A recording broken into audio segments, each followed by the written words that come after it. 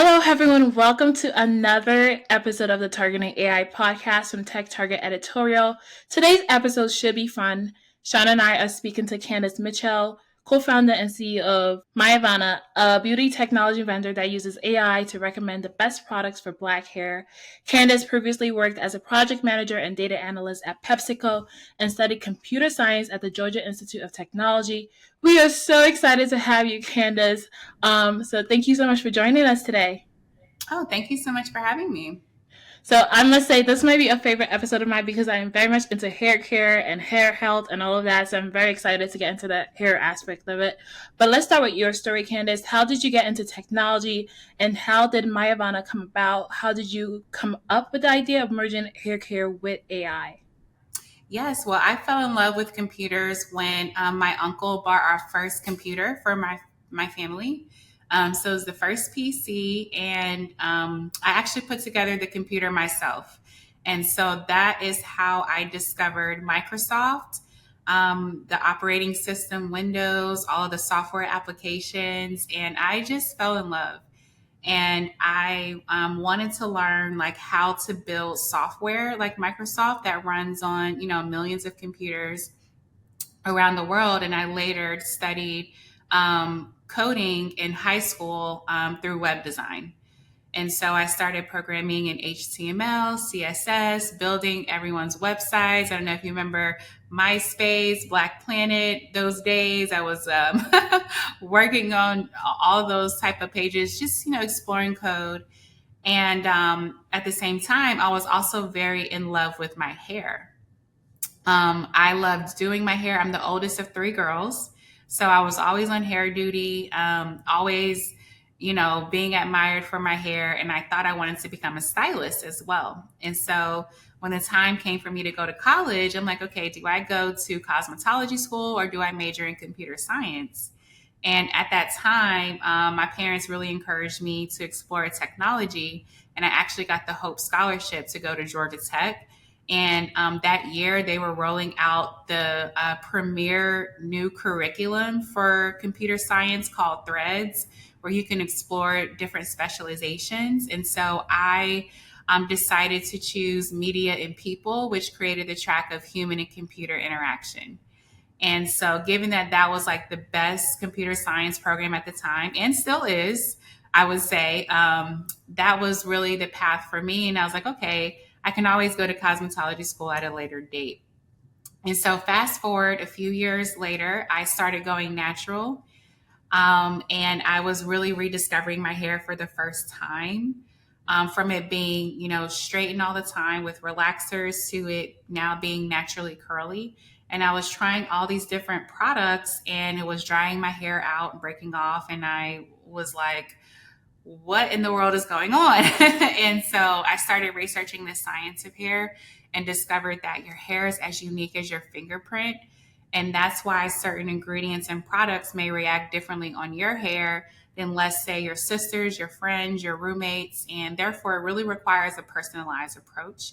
So I combine my knowledge in computer science with writing algorithms and software development to create the first hair product recommendation system, which is MYAVANA. That's what MYAVANA is. So it intelligently analyzes your hair to identify your unique hair ID and matches that to the products that will work best for your hair. So that's how that all started. Okay, so that's a good segue for my question. So can you walk us a little bit behind the technology itself and what kind of AI are you using and how does it work? And this is, I always pile on with the questions, but what is beauty tech? I think you're in the beauty tech Yeah. category too. Yeah. Yes. Yes, we're in the world of beauty tech, and we created the category of personalized hair care. And what it really is using technology as an application for beauty, right? So not only the cosmetic products, but the technology behind the experiences in beauty. And it is new and unique. And the way we did it actually first started with the physical hair analysis kit, kind of like similar to 23andMe for your hair, where you comb your hair strands and send it to our lab. Our first lab was at Georgia Tech in the nanotechnology building. And we literally were assessing hair strands underneath the microscope and capturing your unique texture, type, and condition. That is your unique ID for your hair. That's different from everyone else, even down to the percentage level. And what we did was we gathered all those images from the microscopic analysis over the years, about 10 years in research and development now. And we use machine learning to teach our software how to identify these unique combinations in all the different images. So we've analyzed over 2 billion hair strands to date. We have so many data points on a wide range of texture, type, and condition now, because at this point in the market, the hair typing system, which most of us have identified our hair by, which is like a 2A, 3B, 4C, only covers 12 hair types. Our research shows us that there are actually 972 unique combinations of hair profiles. And so there's a much wider range than we realize, which is comprised of the human race of hair. So we identify not only Black women's hair now, but all people's hair. We can analyze anyone's hair. And taking those images and using machine learning is how we can automate the process of the analysis and generate those product recommendations. So that personalization category is what we have now created, and we're now leading the market in hair AI because we have the largest database of hair strand textured hair strand data. All textures, all types, all conditions. We have the largest database. And so that's how we did it. So it's actually great market timing as well, because by the time we needed to automate our process of the analysis from the kits to the images, that's now at the same time AI has been taking off and shaping different industries. So that's how we became to be in the forefront of that. Okay, so you've amassed all this data, right? So did it take you like 10 years to get the data and then you started your company, or did you do it as you were collecting the data? No, we started from day one. So we've been in business for 12 years now. And day one actually started in a startup accelerator at Georgia Tech called Flashpoint. When I had the idea and was really needing the resources to bring it to market. And the great thing about that is our experience really started with customer discovery, because you all know in the tech world, they basically teach you to throw out everything you know about your idea and go out and validate it first before you build anything, right? And so we interviewed over 1,000 women about their hair. And the most compelling thing that came out of it was understanding how our unique hair and life journeys is what drives our buying behavior. And one of my favorite quotes is that every hairstyle has a story. Because if you go back and look at your photos over the years and the different styles you have, you kind of remember what was going on in your life at the time, right? Those are all data points too, because that impacts what products we're looking to buy, right? If I want my hair to be straight and blonde because that's my new look, then I want to know the products to use, what salon I want to go to. And that actually showed us the engine, right? That discovery engine, that recommendation engine that's actually happening behind the scenes, that's creating this multi-billion-dollar market. And so we did that from day one. We got our first customer actually within the first year. And it wasn't only a consumer, it was also our second customer was a hair care product business, because they wanted to know the insights that we were gathering about consumers' hair needs. And so that showed me that, the data is actually very valuable. Because if you think about it, most companies, they buy like market research reports, right? What are market research reports generally based on? Is based on shopping data, right? From the point of sale. What MYAVANA is capturing is what's happening even before the point of sale. How can we influence the point of sale? Because we're actually now guiding you on the products that you need. Hair care has never been personalized before. We've just been, seeing ads, seeing someone's hair and asking them, oh, what did you use? Or even during the natural hair movement, we all flock to YouTube. But what tends to happen is you watch someone and the product that they're using, and you turn around and try to use the same product, and sometimes you don't get the same results. Again, because your hair is as unique as your fingerprint. And so we started our research and development has been the foundational part of starting and growing our business.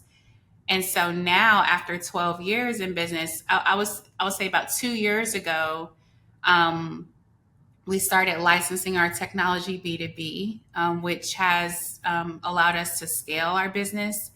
And so I would say we're just now hitting the mass market phase, especially because it was very hard to raise funding for us. So, it took a while to grow our customer base. A lot of it has been organic, but now we're reaching the mass market. And so now people are hearing about MYAVANA, but it's kind of similar to that quote that says it takes 10 years to become an overnight success. We've been in research and development over those years, but we've had paying customers along the way too. Very interesting. So I just wanted to make a comment about what you said earlier about type. I'm not sure if you really got into this, but basically the looser your curl pattern is, you're more on the far end of the spectrum, and then the tighter your curl pattern is, you're more of so straight is like 2A, and then very, very tight hair like mine is like 4 for type 4. And then, like you said, there seems to be a lot more types in regards to that. I have a follow up because you mentioned obviously you got your first customer the first year, and they got a B2B, like a business customer. And I wonder what customer that is, if you don't mind sharing. And then secondly, for consumers, you mentioned obviously most people, when they start looking into hair, they go to YouTube or they go to the internet. So is getting a product like yours, an AI product like yours, is that elitist a little bit? Like, is that like perhaps not available to the general public, and how do you try to make it available? Our technology is available on our website. So anyone can use our hair AI tool. And we're also brand agnostic. So we recommend all products on the market. So you're literally getting your best match out of what's available. And that was very important to me. I did not want to allow companies to pay to be recommended. You can't pay to be recommended.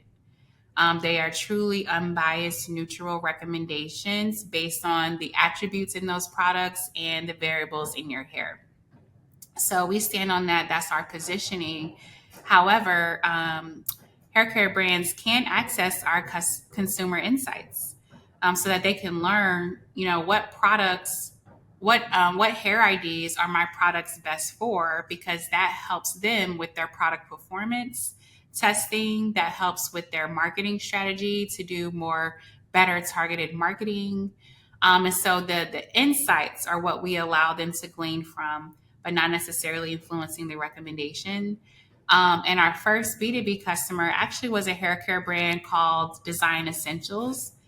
They actually really bought into the marketing potential of MYAVANA to now target the customers that match with their products. So, for example, if we have 50,000 users in the MYAVANA system, and let's say 10,000 of them match with Design Essentials, how can Design Essentials start marketing directly to those customers?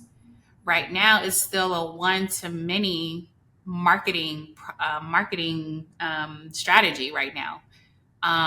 A lot of brands, let's say you do Facebook ads, right? Facebook ads, they're only based on demographic data. It's not based on your hair data, your actual hair needs, your actual hair goals. When you come to MYAVANA, you could actually target consumers based on their hair goals and hair challenges. So if you have the best product for curl definition, We want to market to your product. We want to market your product to the consumers whose hair goal is curl definition, and they match with your the performance of your products. So that's what we really started to open up, and we are just standing up our consumer insights dashboard. And so now companies can get real time consumer insights on the market.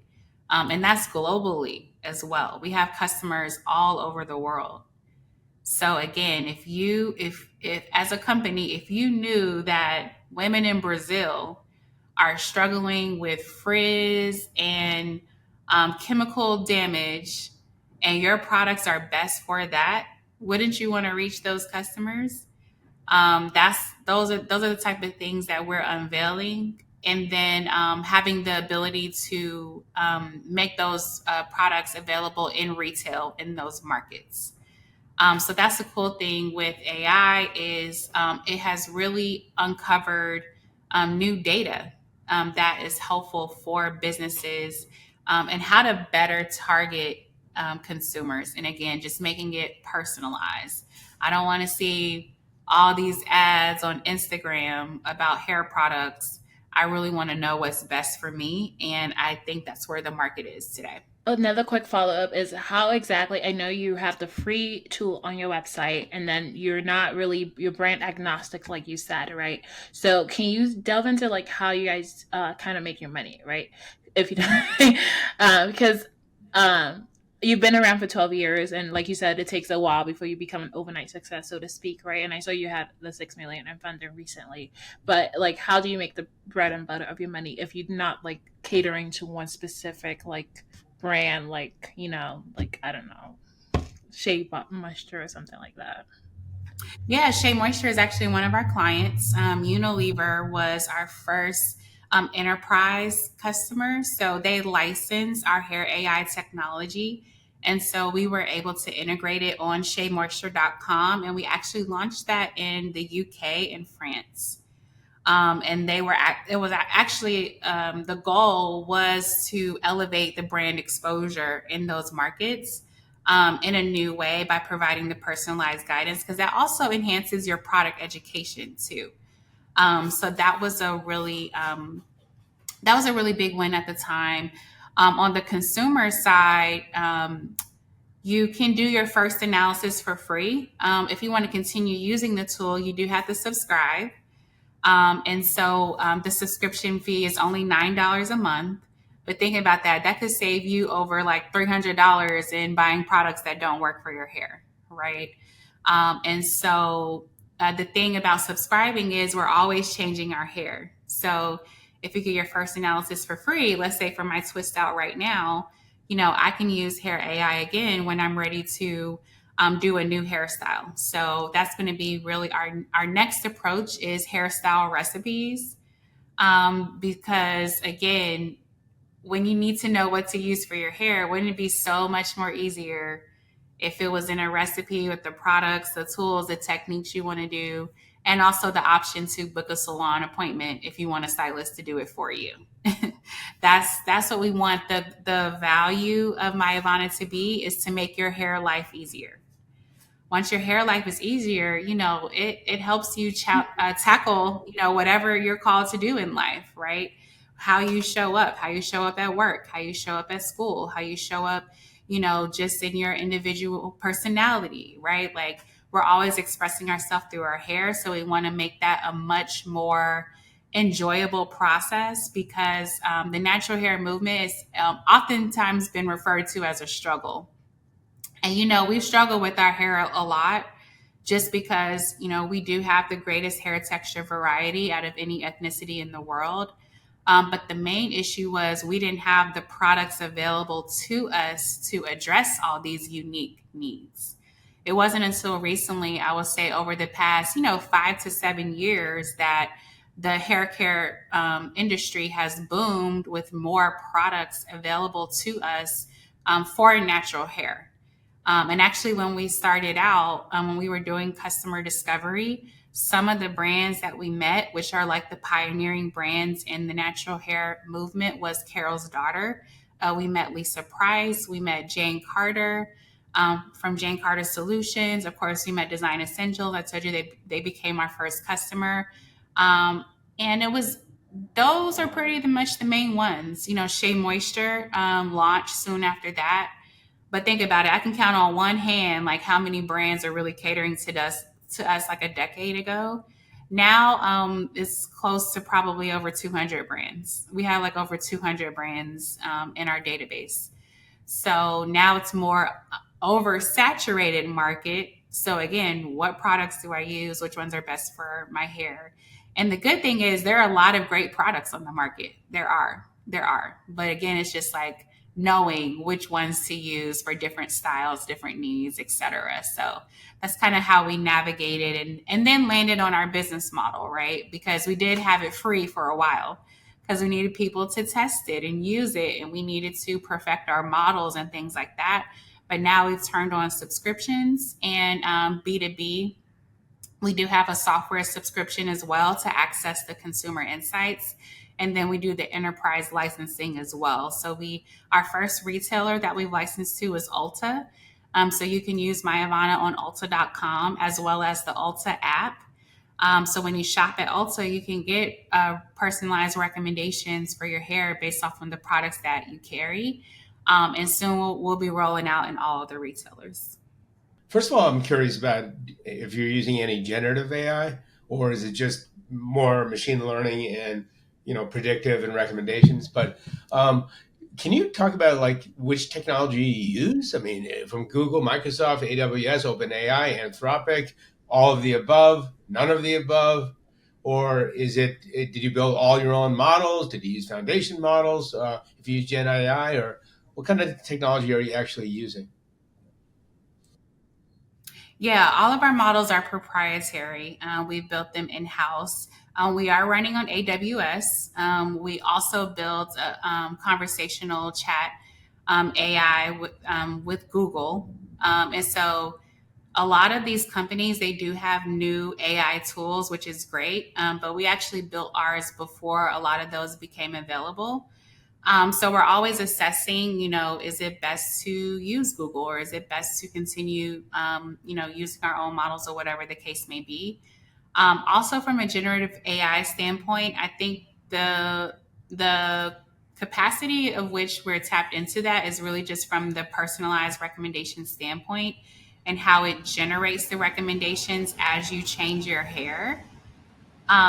We're pretty much still honing in on that. We haven't expanded much beyond that. However, we do have a lot of things that are in research and development. One thing we did build with Amazon is voice AI with Alexa. We did build some Alexa skills to power your hair routine.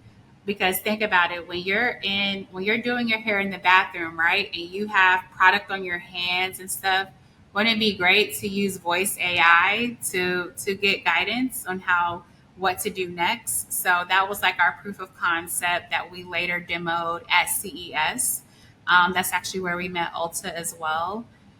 That is the extent of what I can share. Again, because all of our technology is proprietary.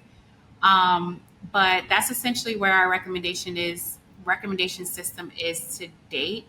And we really just want to master the automation of the hair image analysis. That is like the game changer.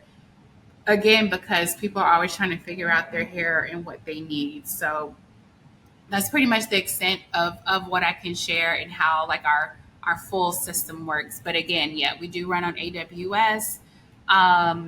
And we have, full stack technology that we built in house. We run on React Native for our mobile app. But yeah, those are kind of like the high level aspects of our tech stack that I can share. I love how like it's kind of beauty and then very technical as well. Obviously, Yeah. beauty tech. Last year I encountered a couple of other beauty technology vendors that are using AI with makeup, either like show like look at my face and then show me what the age of my skin Yeah. is and stuff like that. I forgot. I think it's Perfect AI, something like that, to provide recommendation for customers. So my question to them and now to you is, how can we count on the accuracy, right? What is the success rate of those who have used MyAvana? Yes, that's a great question. So right now, our accuracy rate is about 92%. We do have outliers here and there that are mostly due to lighting, like adequate camera lighting. So, if you're in the movie theater using the tool, it might be less accurate if we can't really get a clear picture versus kind of where I am now, which is a lot of natural light. That was probably the biggest thing that we learned is between lighting and the camera angle, it influences the accuracy. But now with facial detection, we can we have prompts on the screen that make sure that you're putting your hair fully in the frame so that we can get the best view. And that ensures that the analysis is as accurate as it can be. But it was a lot of trial and error. And what we do is, like, if any user wants to debate if their analysis is accurate or not, we have a button that says, send your results in the lab with MyAvana. And we'll double back and check it with actual humans. So, actual humans train our models. So, our healthy hair expert team, we have an amazing chief hair officer who has been in the hair industry for over 30 years. She's done product performance testing for all the major brands, and she was very influential in training the accuracy of identifying the images. And so, yes, whenever there's a question regarding accuracy, we will actually have we will actually have human input, which is our hair analyst in the lab. Because again, we're at the point where it's not fully automated, meaning 100%, because we're still just incorporating, any type of outliers or anything new. We have some people who've had funky hair, like purple hair color, like purple and green hair strands, and just a lot going on. And sometimes it might throw off the model, but we did get to a point, and especially as we license with retailers, the confidence level of 90% and up is very safe for us. My goal is to get to 99.999%. And I think that will happen over the next few years, especially as it becomes more generative. But yes, so that's something that we're constantly keeping an eye on with our R&D team. To hear the full audio podcast, please go to Apple Podcasts, Spotify, Amazon, Audible, TuneIn, Podbean, and other popular podcast platforms.